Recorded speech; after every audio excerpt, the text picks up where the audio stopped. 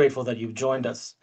You can see the very extensive coverage by the Middle East Institute of these recent events and, of course, around the year at mei.edu, including coverage of views not only from Israel, as we're doing today, but from the Gulf, from Iran, from the United States, and from elsewhere. I'm delighted to be joined today by two of the very best speakers on geopolitical topics, especially within an Israeli perspective. I'm very grateful that they joined us. We are also grateful for the audience who can submit questions, of course, using the Q&A function, and I will read from there later in our conversation. I'll do give very brief introductions only. You are very welcome to look at the longer bios on our announcement and, of course, on the web. But thank you very much to Dr. Eyal Hulata for joining us. Dr. Hulata was the National Security Advisor of Israel under the Bennett-Lapid government after a very long and illustrious career in Israeli intelligence, in the Mossad specifically, where he was head both of strategic planning and of the technology sections there. He has a PhD in physics and a master's from Harvard in public affairs. And I'm very delighted, Miri Eisin, whom I've long tried to hoped to get on a panel, and I'm very delighted she was able to join us today. Miri Eisin is also a long veteran of the Israeli defense establishment and especially the intelligence branch, where she was a colonel in the IDF, had a variety of different roles, both in intelligence and in operational issues. She was advisor to Prime Minister Olmert for foreign press, and not least, she's now chair of the Taub Center, which deals with some of the most important issues in Israel, not our topics today, but some of the domestic issues, and a fantastic place that I've long been a fan of. So if it's okay, I'm going to jump right into it. And I'll ask perhaps the most obvious question, which should be easy, but actually has been quite hard, I think, for a lot of people. So Eyal, perhaps we'll start with you. And can you describe succinctly what are the Israeli goals right now? What is Israel hoping to achieve in the war, in particular now as we're approaching week 3? Thank you, Natan, for having me. Always good to share a panel with Miri, a longtime friend. So the Israeli objectives are, I think, very similar to the US objectives. I think in this case, this war started together and will probably end together. And the level of coordination between Jerusalem and Washington is unlike anything I think we've seen so far. And you asked what the objectives and what we hope for, and I think there is a reason why you put that, because I think the real intention and definitely hope is that at the end of this campaign and maybe a little bit afterwards, we will be facing an Iran that is not an Islamic Republic. We'll be facing an Iran that is has a different regime in place that will be more pragmatic to and open to the engagement that the United States is looking for, and to less hostile activity, definitely to Israel, not committed to erasing us from the face of the Middle East, and definitely not as hostile to the allies and partners in the Gulf and the GCC as a whole. But this is not a military objective. I think, as we've all seen throughout this 2 weeks, this was always raised as a goal, but this is not a military objective. I think the military objective, and this is making progress towards that end, is to degrade Iranian capabilities, both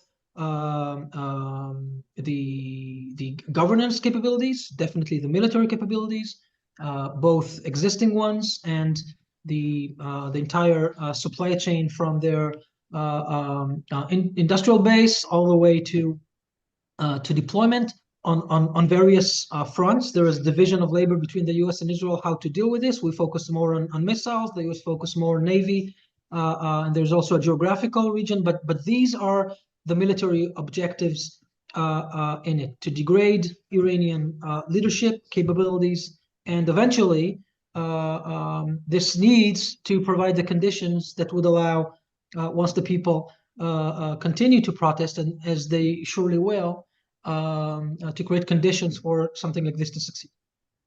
Thank you. Miri, I wonder if we follow up on the same topic, the same question. Very specifically, Israel has been mentioning and targeting the nuclear program in Iran and the ballistic missile program. Those were the two central focuses of the 12-day war, of course, after aerial superiority was achieved. Could you explain a little bit about the Israeli thinking about that right now, and in particular on the nuclear question of enriched uranium at 60%, which exists, probably buried very deep. Is there serious thinking about trying to get that out? Could that be achieved in a timely fashion, in a safe fashion? How does Israel, how should and how does Israel think about these two files? So again, I'm going to also thank you for having me here right now. And Natan, I'm going to zoom out and then zoom in. Because I think that what Israel is trying to do, both with the nuclear and with the missiles, and I'll dive into them in a moment, is to change the rules of the game. That essentially for the last 47 years, and perhaps it's until October 7th, the feeling is that the one who was defining the rules of the game, that was the one that was destabilizing, the one that was exporting and doing what it wanted to do, was the Islamic regime. And in the both attacks last year in June against the nuclear and the missiles, and certainly in the expansion of them right now, where they're going against a much broader list of targets, not just the nuclear and the missiles, but also internal police, the Basij, the different symbols of the regime itself. This is called rule game changing. You can agree or disagree when you're listening, but I think that we have here a very distinct change of policy. And I think that what we're seeing also is that the United States under this administration has a similar policy. But when we get to the aspect of where it could diverge, I'd say that right now I think it's seen eye to eye. I'm not sure it's exactly the same. But that change of policy of changing the rules of the game means being preemptive. So what does it mean being preemptive, and I would even say preventive, is that you're going against all of the capabilities that the Islamic regime built over so many years, and you're both trying to destroy them, degrade them, diminish them, change the possibilities of those who are using them to be able to use them at all. Okay, as I said, you're changing the rules of the game. So I go specifically to the nuclear and the missiles that you asked about. So in the attack in June, the different nuclear sites that are known or that we knew after June were attacked, or that the intelligence capability and the operational capability knew to attack last June. First of all, from June until now, months have gone past, and you can see what happened to the different sites where the Islamic regime, through the Iranian Revolutionary Guard, through their different nuclear capabilities, were trying all sorts of different paths to get to a nuclear weapon. It's both a combination of the nuclear warhead or that fissile material, and getting to that, you have to get that material, and that's the missing hundreds of kilograms of enriched uranium. Where are they? I don't know. I want to hope that intelligence facility, the intelligence, United States, Israel, the ones who are focused right now, know. Is it an immediate and clear danger? I even want to say in that sense, always go on the assumption that it's a danger. You're not going to belittle the threat. But when it comes to what was done in June and what's being done now, you're continuing that same campaign. You did not hit all of the sites at the time. You did not hit the R&D, the space facilities, all of the different ones that are for the platforms. If it's going to be ballistic missiles, cruise missiles, I don't know, maybe they thought they'd put a dirty bomb on a drone. I mean, you have to think outside the box, and then you have to go after those sites. So right now, when you say what's left, I think that the intelligence communities were very focused on what's left after June of 2025, and that absolutely within the list of targets is going after those targets again. You're going back to some of them again, you're going to new ones again. You're adding into it all of the different platforms, because you not only need the nuclear capability and the nuclear device, you need to be able to fit that on a platform. Israel went against the R&D, against those different people, the ones who are developing that. It's very advanced, Eyal is the one who has the doctorate in physics. I am so not the physics person, but I say that because as somebody who looks at it from the intelligence perspective from the outside, you both want to go against those who have very unique capabilities in their development processes. So these are where we are right now. Am I not being exact enough at the end, sitting from the outside, not inside, exposing intelligence information? My assumption is that we're certainly looking forward, and I want to hope that we know that we're going after that. What that means in the sense of where we go, we're still in this campaign. We're certainly, hopefully we're past the middle of it, but every single day you hear of new different types of targets that we're going after. So Miri, I'd just like to dig down a bit before I go back to Eyal. So you're describing a scenario where there is a bank of targets, as it's called in Hebrew, or a list of intelligence assets and intelligence targets that have been prepared often in advance, and then often during the war itself, and that is one is trying to exhaust them. But of course, a war that's already been going on for quite a while, there will always be new targets. There is a question, in a sense, of the Israeli strategy, not so much what are the tactical or operational targets that it is listing, but what's the strategy here? Is it trying to degrade completely every single aspect it will find? Will it, for example, go after the stockpile of the 60% enriched uranium? Or is it thinking of a very enlarged 12-day war together with the United States, but then at some point pausing and giving time for the Iranian people to rise, etc., and achieve the bigger goal that Eyal mentioned? So here you have to take into account that it's a joint mission. It's both US and it's Israel. It's not just us in that sense. And the second thing is this is not a forever war. So you're always going to prioritize the targets that you're going after. And the prioritizing is always going to be first nuclear, anything that you can to try to destroy, degrade. And I'm very wary of the term destroy. Diminish, degrade, push back. It's very difficult to absolutely destroy anything. And we're not out to destroy the country called Iran. We're out to diminish, degrade, as much as possible, destroy the capabilities that the Islamic terror regime built, the capabilities that they have all over Iran, and to try and push those ones aside. So that one is a long list. And at any stage along the way, you have to make that decision of when you stop. And I think that we'll be talking as we go on the big challenge of, so when do you stop? When is that right stage? Right now, after, we're 17th, 18th day, I think that we're going through, it's not this endless list of targets, and we're at number 77 out of 1,000. It's an ongoing process. The fact that today Israel took out Ali Larijani shows that it's an ongoing process. All of us saw the photographs of him inside the main circle on Saturday, on Friday, on Quds Day, when he was walking around. And according to Israel, we killed him today, last night, but sometime in this time. And that means that you have an ongoing process of locating and understanding both where the top prioritized figures are, but that also goes for all of that list of nuclear sites, missile sites, anything in that sense that would be on that type of target list. Thank you, Miri. So, Eyal, I'd like to dig in on the same question a little bit of how do you see this? Do you see this as exhausting targets on these files, or do you see this more as an open-ended campaign? And I ask this in particular because the way you framed it at the start as regime change if possible, but a whole bunch of other targets for regime change, there could be an argument, and I've heard those making it, that a very lengthy, open-ended conflict would actually be favorable. But second, I'd like to take advantage of your physics PhD and ask you a question both on the planning side as well. We've heard quite a bit of talk of sending ground troops, Israeli, perhaps even American, to try to seize the enriched uranium and take it out. This, of course, is in Iranian territory, meaning that the Iranians could bring reinforcements, but also we're dealing with a very particular kind of matter. It is not simply snatching something and going. You have to do it carefully. It's probably buried very deep. From a physics perspective and a military planning perspective, is that possible? What does it look like? Give us some insight. I bet you're muted. Yeah. So first, I wanted to strengthen Miri's point. The most important objective that Israel has as it comes to Iran is to prevent them from acquiring weapons of mass destruction or having any path to a nuclear bomb. And in this regard, we're not focusing on the 12-day war right now, but the 12-day war, as Miri said, I think was very effective. In fact, there has been zero enrichment in Iran over the last 8 months. Since the end of the 12-day war.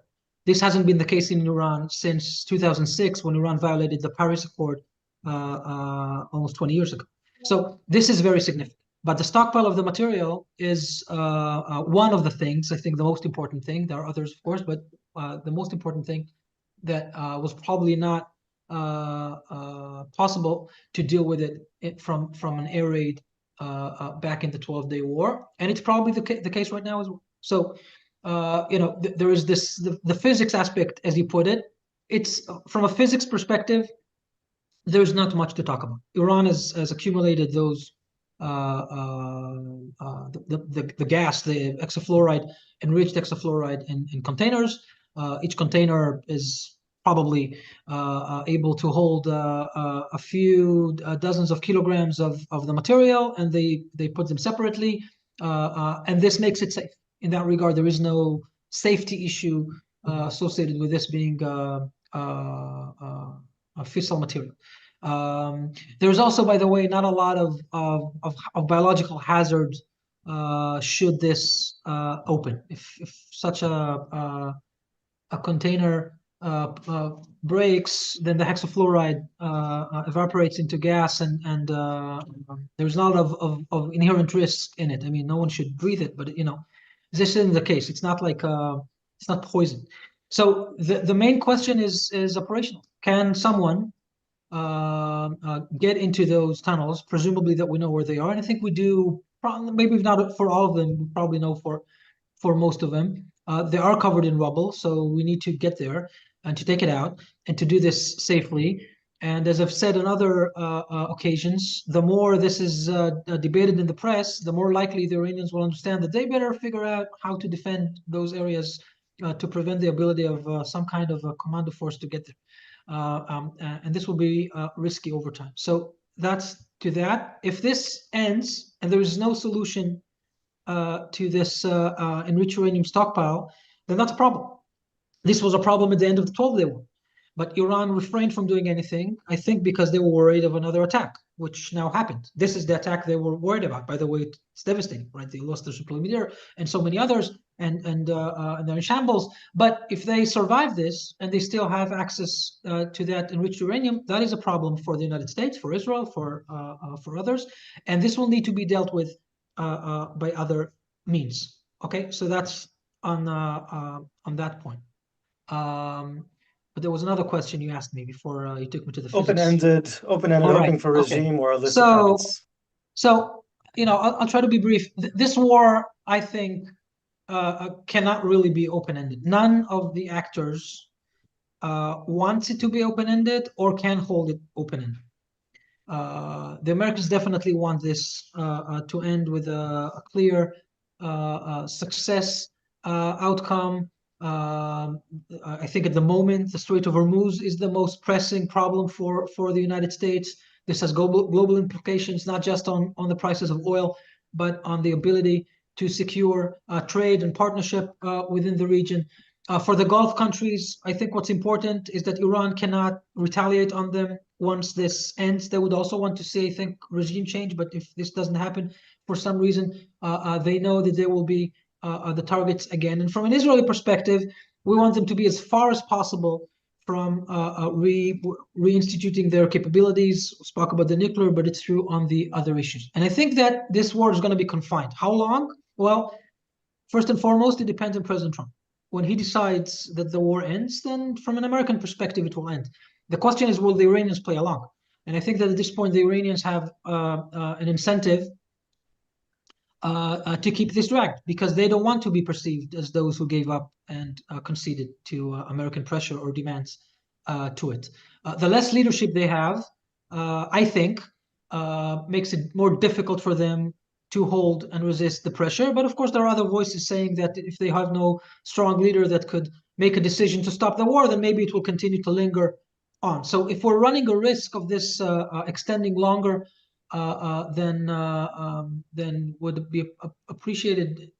It's from the Iranian side. From an Israeli perspective, the way I view this, and I think the way the military establishment views this is there's going to be a limited amount of time, and we better get as much as possible done. As much as possible, meaning degrading operational capabilities, degrading industrial base, as I said before.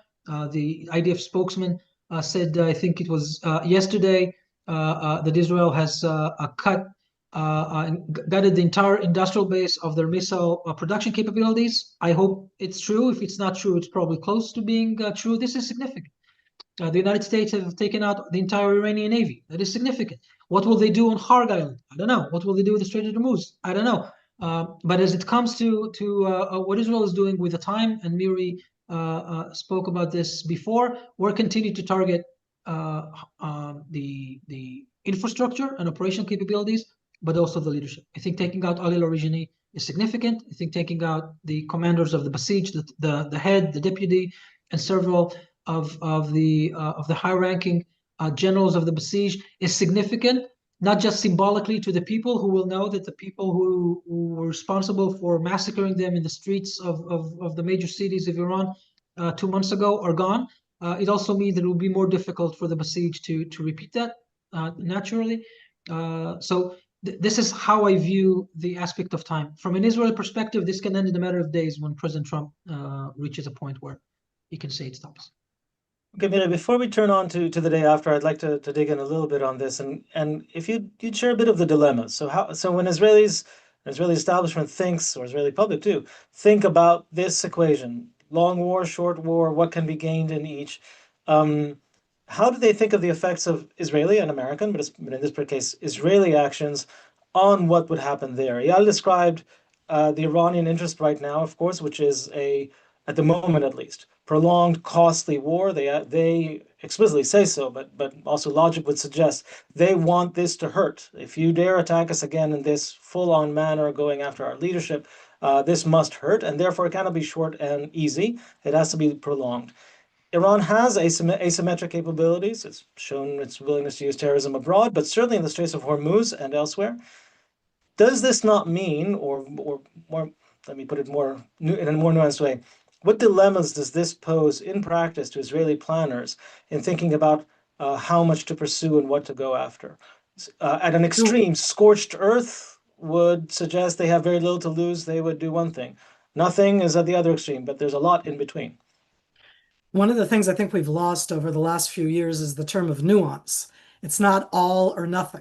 And I think that that's one of the things that all of us need to adjust to. And I'm going to separate here between the statements that are going to be made by leaders, politicians, presidents, prime ministers, between military planners, the intelligence security community, because it's not the same.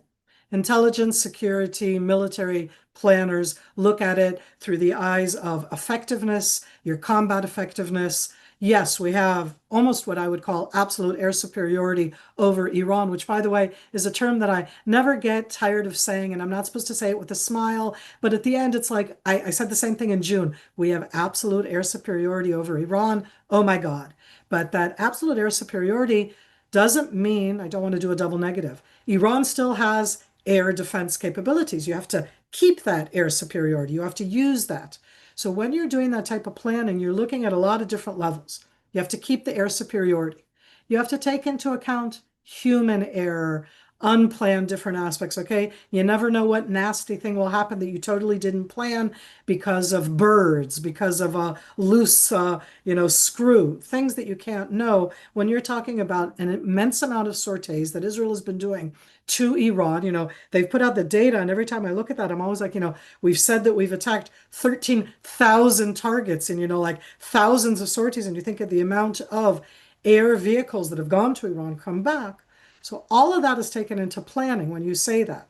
I think that one of the things that the IDF specifically, I don't think it's the same in the overall security establishment, I think is thinking about when you finish. What's exactly that stage where you say, okay, there's a certain stage along the way that even statistically, and I can hate statistics, I want to give one statistic right now for everybody that is saying it out loud and being very Israeli and going tfu tfu tfu, right? Which means that's you all knocking on wood right now, if that's what you do. But until now, and I'm looking at the exact numbers right now, in Israel from February 28th, when we, together with the US, launched this attack, right, okay, against the Islamic regime, and then Hezbollah joined in. So it's Hezbollah and Iran and Israel against both. 19 Israelis have been killed. Of the 19 Israeli killed, 15 are civilians. Of the 15 civilians, 9 were at one location where it was a direct hit on a bomb shelter. It's kind of like, what am I going to say? That was horrific karma. But statistically, Natan, if we do the zoom out, if you had said before this started in the planning that the amount of Israeli killed in casualties would be less than 20, I would have laughed at you. Meaning that gives us length of time. It's hard. I'm the one who walks, goes to the bomb shelter, comes back. I don't have the shelter inside my house. I say it as one individual, but there's no schools. There are no schools. It's kind of remote learning, but not really. How can people go to work? That's part when you go into the planning. It's both on your capability to go and access the targets, have the intelligence, give that information, get there and get back, not have any casualties, not have tfu, tfu, tfu, anything on that run. But the other side is on the defense. And inside Israel, there's the active defense, the interceptors, and there's the passive defense, which is me or Eyal, when the early alert goes off, or Natan when you're in Israel, or any of you listening to us when you're in Israel, that we do the right thing. And here I want to give the note of problem, okay? Because after 17, 18, 19 days, every time I hear the alert, do I get up and go and rush in? I'm like tired. And how long can you do that? And the interceptors have been so effective, so this time I won't go. And this time I won't go. You don't want to be that next casualty. And so I say, how much can planners take that into account? How much do they take into account just the tiredness of a society that absolutely understands? And I think that the bulk of people who have smaller kids do things in a more strict way than me, who my kids are actually all three of mine serve. So it's like, but it's like what you do. If I'm only talking about myself and I stay at home, then let's say that's bad, but it's only me. And the parents that if they're not going to go and take their kids and be in the safe room, be in a bomb shelter.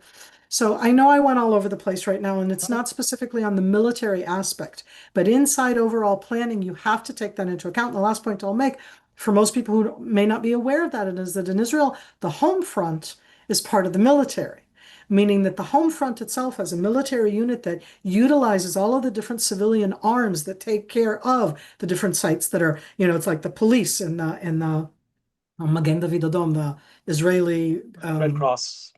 but we're not Red Cross. We're, It's Red Crescent, Red Cross, and a well, third. yeah, but for Israel, it's the the Magen Red David, Star, okay, because we're like the Israeli one, and the fire department and all the different ones that come on in to take care. All of that overall is overseen by the home front, so they're in the room to make the decision. And I always wonder how much, you have to have. How do you feel that? How do the people who make the decisions, who are totally insulated in their own way from all of us right now, know how long and how much strength we have to have another day like this, another week like this? That it's the loss of income, it's being inside, it's we have the most abnormal life possible that people take for granted. People look at us and say, how can you be laughing inside a bomb shelter? I'm like, what do you want us to do, cry? I'm just like, yeah. And I say all of that because I think that when we talk about planning in such a succinct way, that of all things, I think that where Eyal also was as a national security advisor, I expect somebody sitting next to the prime minister, next to the cabinet meeting, to bring these things in, that there's people here, 10 million Israelis who have to accommodate themselves to all of these decisions that are being made. And I talk too long, sorry. No, that's great. And so, and I want to exactly follow on this question also of civilian resilience, which certainly in Israel is a huge factor. But it also comes in certainly on the Iranian side, and including for Israeli planning. Eyal, you mentioned before change in regime as the grand prize, what Israel and the United States are hoping for, and that would entail this very heavy degrading of the leadership and the ability of the regime to enforce its will. We saw the killing of the besieged leader, as you said today. But this war also has a huge toll on Iranian society and Iranian civilians. And it is perhaps not surprising that they are not rising up amidst war. It's very hard to do it amidst war. How does this come in practice? Could you give us some, when you're sitting either in the cabinet room or decision making, Miri was in the IDF decision making room, you were in the Mossad decision making room. The terrible term of side casualties or something, but this is very inherent to what is happening. How does that affect the chance of regime change? And one last point on this: I've heard many people say the Iranian people were the most pro-American people in the Middle East, perhaps, maybe save Israel. But except for Israel, the most pro-American place.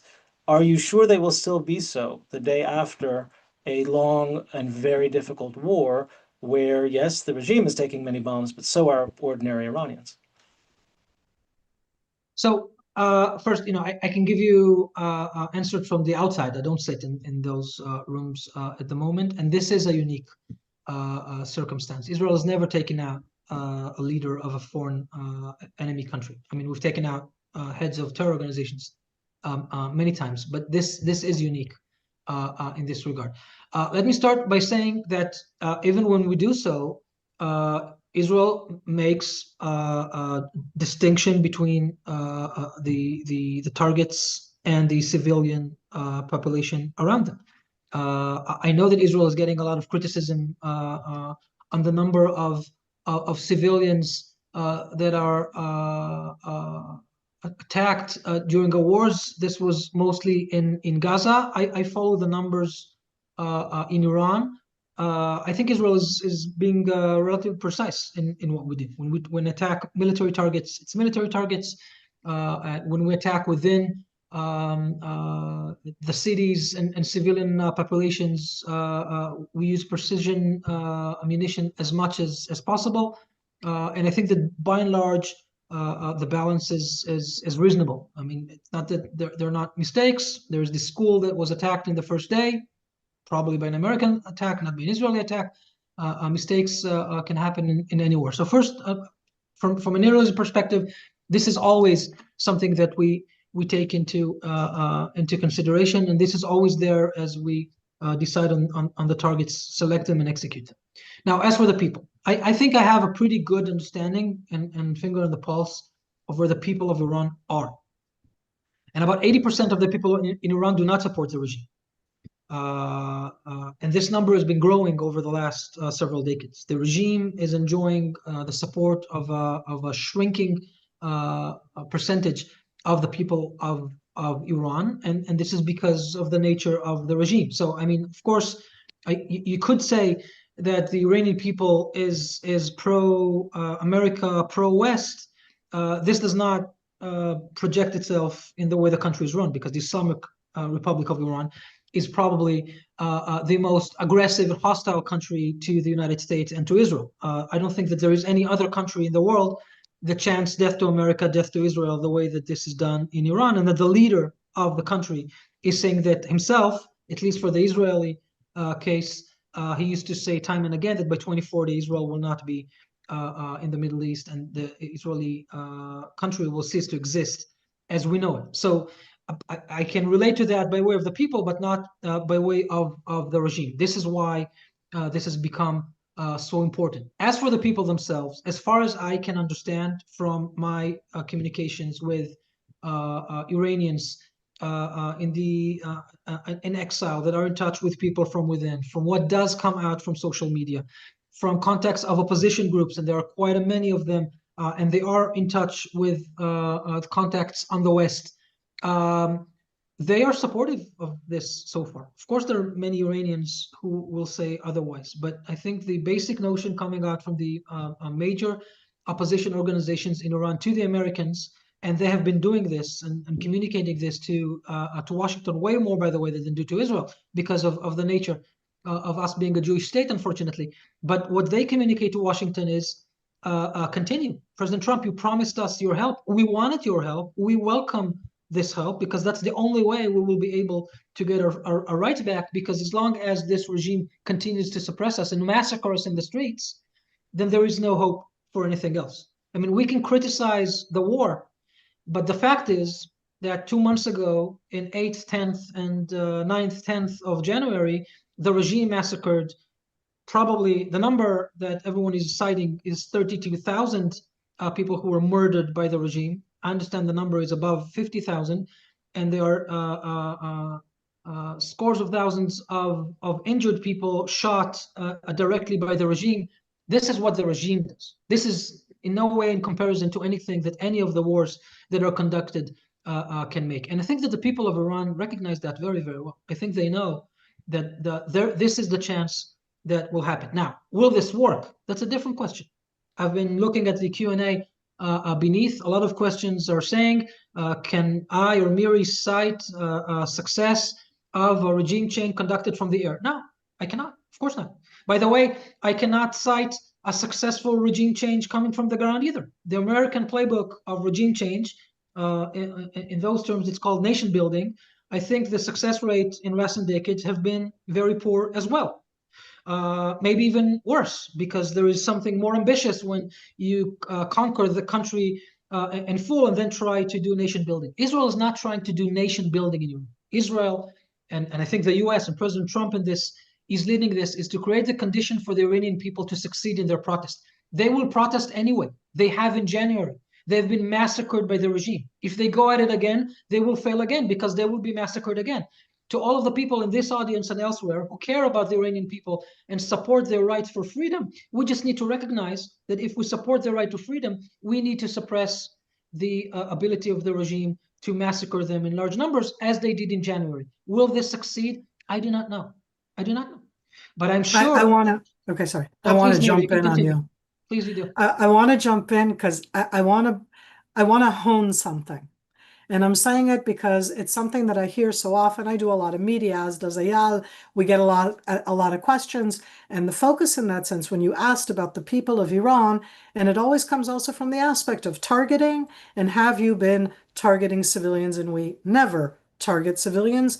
That doesn't mean that civilians are not killed, but we never target civilians. And I say that because I'm breathing in deep right now, and my heart can go out to every single civilian who's killed, not only in Iran and in the Gaza Strip or in Lebanon. We never target them. But I want everybody for a moment to go back all of I've lost my sense of time. Today's Tuesday. On Friday, again, was Quds Day. And on Friday, Eyal Hulata walked around in the middle of the big square, surrounded by tens of thousands of those who support the regime, which they brought out. They wanted to show a show of force. And in the Israeli telegram, in the different Israeli social media, everybody was like, look, that's Eyal Hulata. He should be killed. Why aren't we killing him? He's out there. We know there was no question whatsoever that we have absolute air superiority. It's at the heart of Tehran. Why didn't we kill? Because we don't kill civilians. And here we are, 4 days later. You take him out. Is it clean, surgical, nice? War is not clean, not surgical, not nice. I also say that in that sense, that change in the rules of the game that I think that Israel now does, that change of policy, it's a very big change of policy of deciding to be preventive and not reactive, and to stop that before it happens. And you don't know what the tipping point is. At the end, the biggest challenge is always going to be, so are the Iranians going to hate me afterwards because what we did is destroy that regime?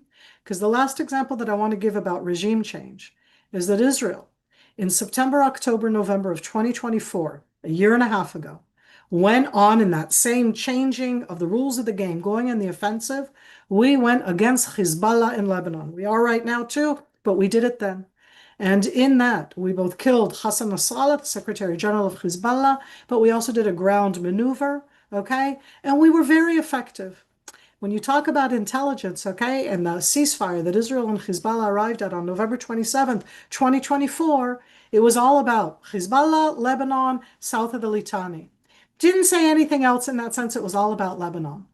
And on December 8th, all of 10 days later, there was a change of regime in Syria that was a direct result of what Israel had done against Hezbollah in Lebanon. So I'm just saying right now that our actions right now, as they are against the Iranian regime, against the different targets that are military targets, they are the ones that are both suppressing their own people, and that's horrible, but they're also building all of these capabilities to annihilate, deface another country off the same, and they say it clearly, okay? You can't know what's going to happen, but that doesn't mean don't take that action against, again, those military targets. And that, again, I was the one who was like the Syria expert who thought on December 8th that I would see Ahmed al-Shara or Abu Muhammad al-Julani, the president of Syria, and that came out of the military action against Hezbollah. So in the targeting, when we look at it specifically and what it does to people and what it gives an initiative, perhaps it will bring a different kind of capability and initiative to the people of Iran. And that doesn't mean that they're going to like us and think that we're the good guy, but perhaps they can have a regime that's not calling for my annihilation. Okay, thank you very much. So I'd like to turn tack a little bit, and I'm also packaging in some questions that we got from the audience, but amalgamating them a little bit. And I'd like to turn a little bit to the day after.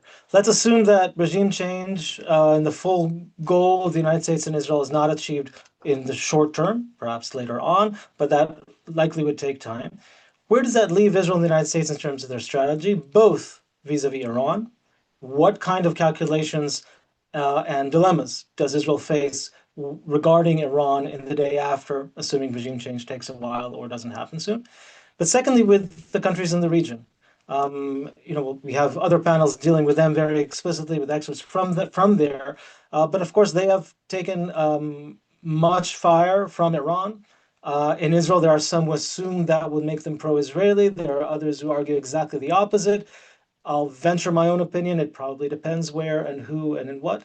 What kind of dilemmas does this pose for Israel as it thinks of its regional relations in the Gulf with Iran, but also with the Arab states there? Miri, why don't you start? I'm going to start. I'll try and be more succinct this time because I'd really like to hear Eyal on this one. First of all, what's amazing to me is that in the last 2.5 years, Israel's relations, both with the Gulf countries, the overt ones, and even the covert ones, have sustained the last 2.5 years.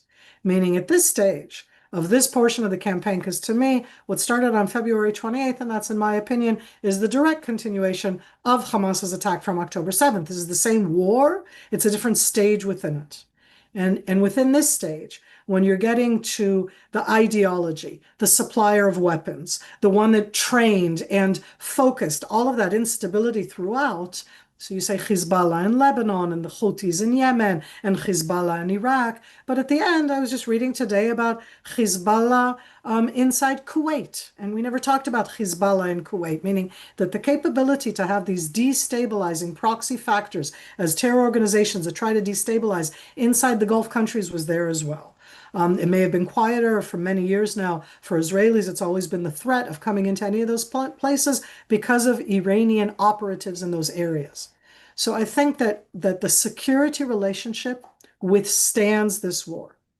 I do wonder about, in the long term, Israel's military prowess, which is very amazing for us. And we, every once in a while, really, as I said, I can't believe we have air superiority over Iran. And on the other hand, I go, wow, that's actually very scary for Saudi Arabia. The country called Israel can have, and we had that in June pretty much by ourselves. The Americans weren't part of that air superiority. And right now, we're the ones doing it certainly over Western Iran, okay, because of the differences of where we are. And that can be very scary. I think that it may scare, when I say scary, it's like looking around and going, right now, we're on the same side. Are we always on the same side?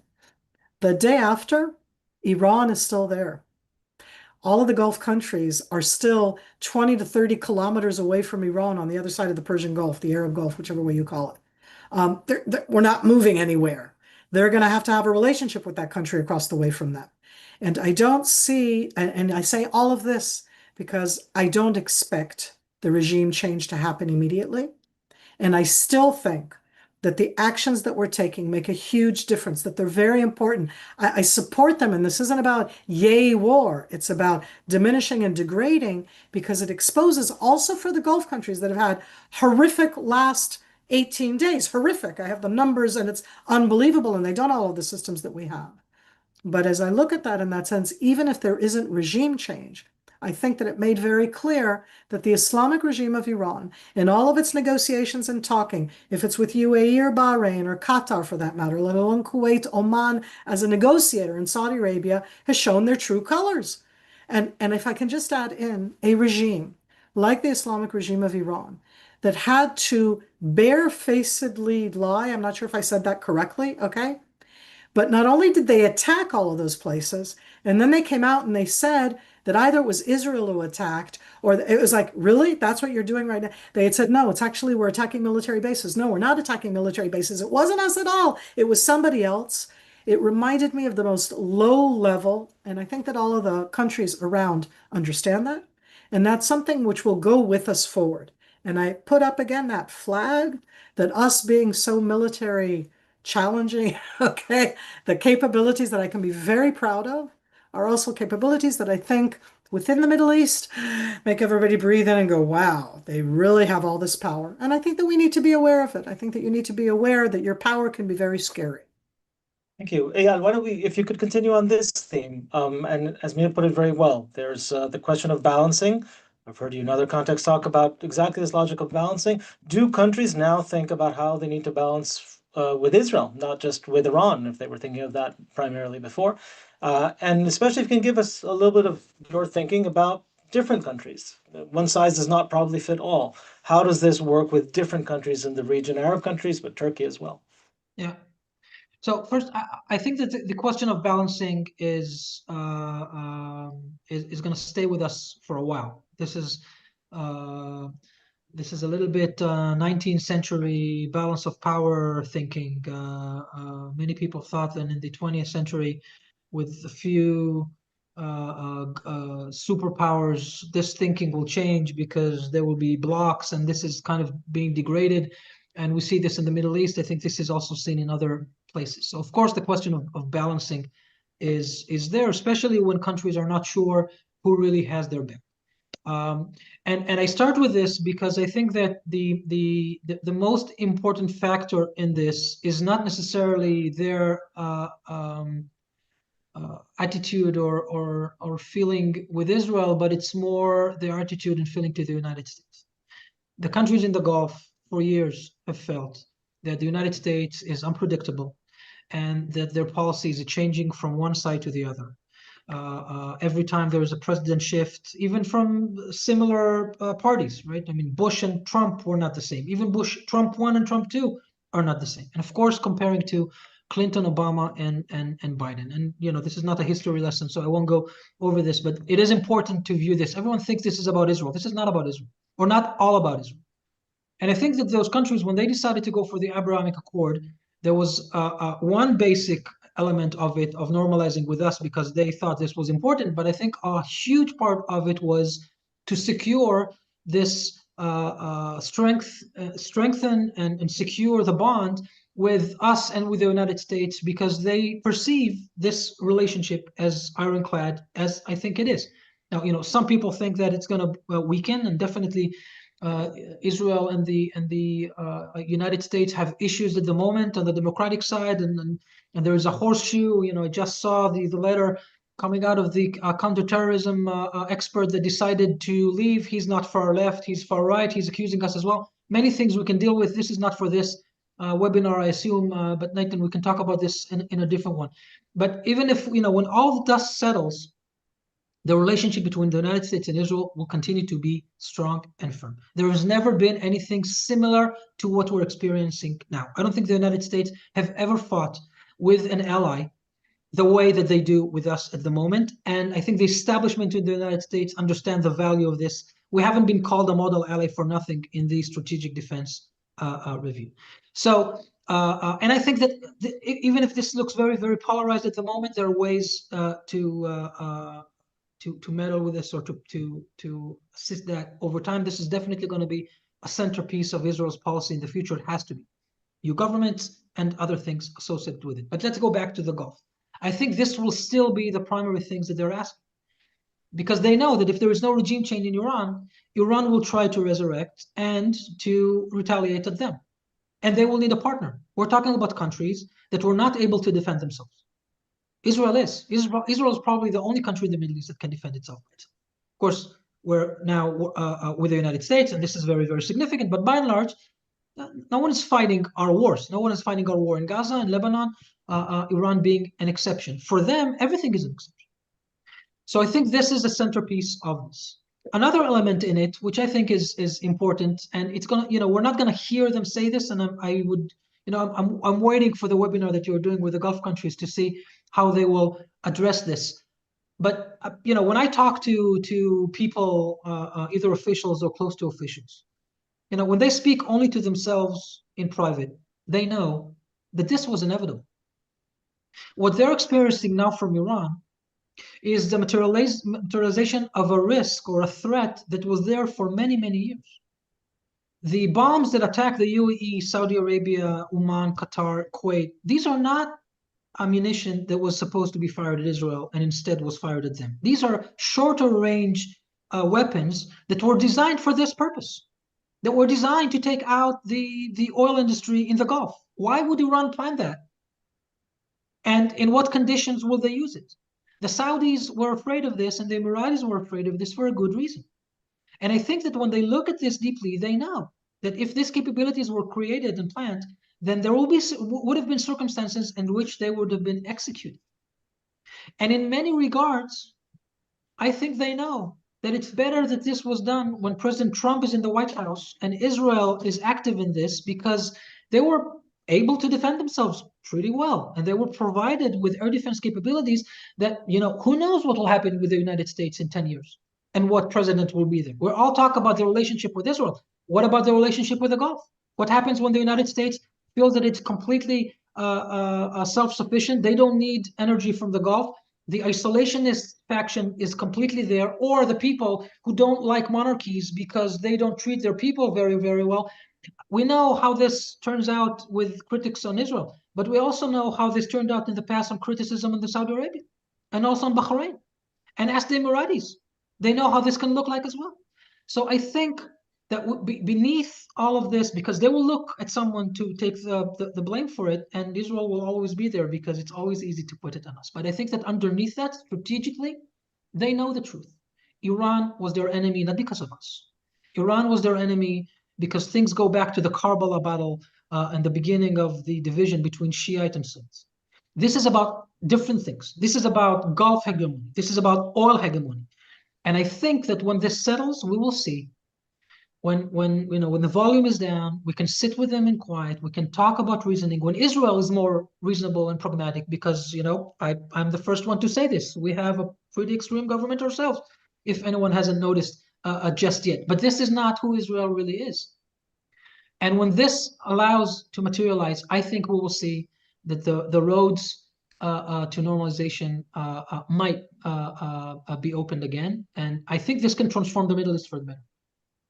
Long answer, sorry. No, thank you both. A very important topic and much more to explore there. But I want to shift gear for the last topic of our conversation, and that is the war that we're not talking about, what we would be talking about in any other context, and that's of course the Israeli operation in Lebanon. Hezbollah joined the fight on the side of Iran and fired at Israel and is firing very actively, including today. And Israel has entered into Lebanon. It was already there, of course, but more forcefully still. This is worthy at least of a whole webinar on its own, but I would like to touch on this and discuss again the dilemmas that Israel has. I think everyone on the call is probably aware Israel has a long history of trouble in Lebanon, be it with Palestinian groups and later with Hezbollah. And in Israel, involvement in Lebanon has often been the Lebanese mud, as it is known in Israel. It can become a quagmire. What are the dilemmas now for Israel going forward into Lebanon? What would you advise the Israeli decision makers to be careful of? What is achievable, and what kind of dangers would you highlight? Miri, why don't we start with you, when they're thinking about the operation in Lebanon? I'm going to focus on what I call both. When we look at the challenges inside Lebanon, we look at it either through threats or through opportunities. And right now, the new Lebanese government offers opportunities and also threats. But one of the things that Israel needs to contend with is that Hezbollah actually, if I can say it, came out, they came out in a very clear-cut way on March 2nd when they chose, despite what the Lebanese government had done, outlawing them, saying you can't bear arms, you're not allowed to bear arms, because of both the ceasefire from November 27th, 2024, that year and a half where they were trying to be resupplied by the Islamic regime of Iran. Syria closed the conduit. Hezbollah couldn't necessarily get the weapons, but they did get the money. I think that what Israel is trying to do right now, as I said, is both. I'm going to say otherwise. I hope that we're doing both. We're absolutely going with a fist against the Hezbollah military terror targets, very similar as a list like we have when it comes to Iran. It's a list. We've been very active in southern Lebanon and the areas where people need to realize, I know you're the Middle East Institute, people who are listening all know, but at the end, where I sit right now next to Tel Aviv is an hour and a half drive to the Lebanese border. That's not 1,000 kilometers away. It's right up there. And I'm sitting here right now after the Israeli IDF spokesperson around an hour ago stood in front of a camera and said, Hezbollah is planning a heavy barrage this evening, today, March 17th. And I'm thinking to myself, where do I sleep tonight? Because Hezbollah, not Lebanon, not the Lebanese government, but that arm of the Islamic regime. So that needs to be taken care of militarily. I do not think that the country called Lebanon, the government called Lebanon, knows how to do it or will do it. And that's the opportunity and the threat. Because if they don't sideline Hezbollah, we're going to do it, Lebanon falls apart. If they do try to sideline Hezbollah, they could fall into a civil war. So what's the way that you weave both? Because at the end, like I said about Iran being across the Gulf countries, at the end of this, Lebanon is our border. It's on the other side. And you want to have a Lebanon that's about Lebanon and not a Shiite supporting Hezbollah community inside Lebanon that is openly touting the ideological ideas of the Islamic regime in Tehran. So I want us to look at both, and that's what I want to hope that we're doing. I'm not going right now into the exact details, meaning we're absolutely attacking everywhere Hezbollah we can. But at the same time, Israel has announced that we're going to talk with Lebanese, because the president of Lebanon, President Aoun, and the prime minister, who's less important, but the president, have said they're willing to talk. They're willing to go forward. It's not about peace, but it is about perhaps arriving at some kind of a resolution that is possible to have there. Thank you. Eyal, we'll end with you. You know, your successor as National Security Advisor, Tzachi Hanegbi, wrote publicly after he left office about the opportunities in Lebanon and in Syria. He actually emphasized Syria more. He was less optimistic about the possibilities, perhaps echoing Miri, the possibilities of the Lebanese government and the LAF of taking sovereignty over their own territory. How do you see it? And what are the chances of the positive side that Miri was talking about coming forward, or is this just one more chapter in I have lost count how many of Israeli interventions in Syria, going back at least to Operation Litani in the 70s? In Lebanon, you mean, not in Syria? Excuse me, in Lebanon. Interventions. Yes. Yeah. So Okay, because in Syria Syria, too.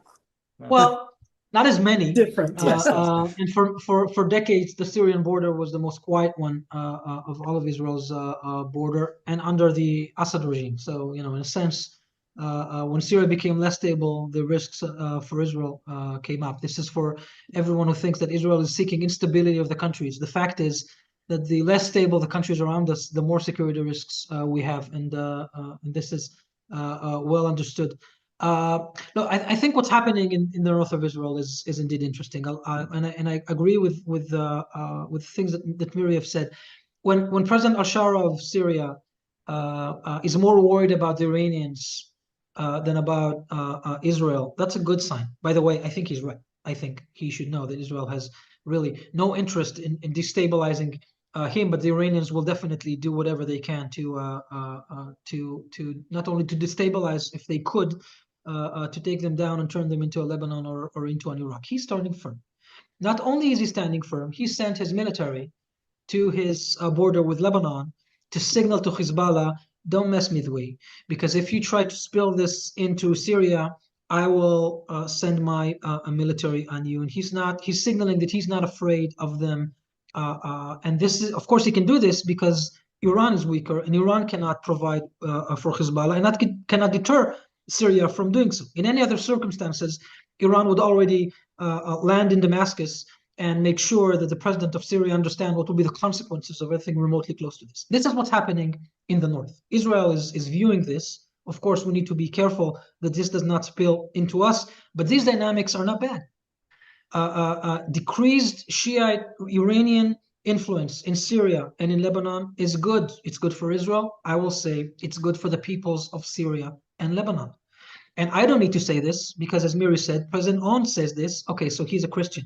But the prime minister of Lebanon, he's a Sunni. Forgive me for not remembering his name. Natan, you Nawaf always know the Salam. name. Thank you. Salam, exactly. Of course, a good name. Let's materialize that salam all over the Middle East. And I'm not joking.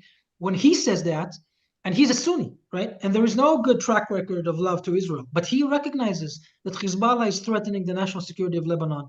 And in this case, they criticize Hezbollah more than they criticized Israel. This doesn't happen easily. We are not used to this, but this is what's happening right now because they know that Israel is actually going mostly on Hezbollah. I think the opportunity here is way broader than just to negotiate another ceasefire agreement. I'm not sure if this can work, but this is what I hope the Israeli government is pushing for. This is what I hope the Americans, the French are pushing for. There needs to be an agreement between the US and maybe France and the government of Lebanon to provide them with the tools and incentives to take their country back. I mean, we've just talked about regime change in Iran. No one wants regime change in Lebanon. There is a governance in Lebanon. They're just not empowered to exercise it. But the people want them to exercise it. The support for Hezbollah is weak, and it's on the decline. It's only Shiites and a small part of it, and it's growing smaller and smaller every year. Again, this is not about us. We, at the best, can create the conditions for it. I don't want Israel to go into Lebanon and to play with them like we did in the 80s. That was a failure then. It will be a failure now. No. I want the Lebanese government, who have already said that Hezbollah shouldn't be a part of it, that have decided to evoke all of the visas to IRGC officers from coming to Lebanon. They already started this. Let them continue. This is good for Lebanon. This is good for the stability of the region. Eventually, it will be also good for us, and people will see we have no claims in Lebanon. None. We just want our northern border to be quiet. We want our people to be able to live in their towns quietly. So can this work? I don't know. Is this a worthwhile objective? Yes. And let me say something about that, because of course we're getting hard questions that we have unrealistic objectives in Iran, and this is war related. Here is an objective that has nothing to do with war. Here is an objective that is just diplomatic. Israel doesn't need to play a role in this. This is empowering the government of Lebanon to take control. And by the way, they don't have to do this just through war and civil war. Do you know that Hezbollah was able to get $1 billion from Iran throughout 2025? 2025. Iran has been hammered. Lebanon has been hammered. $1 billion Hezbollah got from Iran through financial institutions in Turkey, by the way. We're not talking about Turkey in this conversation, right? But there are other actors trying to play destabilizing role. How is that reasonable? Why? So there needs to be a joint effort to push down on their support, on their financing, on their ability to get weapons or to produce weapons. This is for Lebanon's sake. Take us out of this equation. And then I think that we can find that it's not so hard to have agreements between Israel and its neighbors. Thank you very much, Eyal. Thank you very much, Mir. We have a lot more to discuss that we didn't discuss, including, of course, the ongoing situation in the Gaza Strip. On that, I would like to recommend my very newest colleague, and this is an opportunity to welcome him, Jasser Abu Musa, who has a piece out at MEI EDU on what to look for in the Gaza Strip as this war is happening, and much else, of course, there still pending with Hamas disarmament and much else not yet happening. But on this topic, on Israel views from the war, as I said, we'll be following up with views from the Gulf and views from Iran. Please go to MEI EDU to see more on that. But the last word, I'd like to say a big thank you for my fantastic panelists today, Colonel retired Miri Eisin and Dr. Eyal Hulata. We're very grateful that you took the time to be with us. We're grateful that there were no sirens while you were speaking. I hope there will not be more tonight. And if so, please be safe. And to everyone across the region, please be safe. Have a good night. And those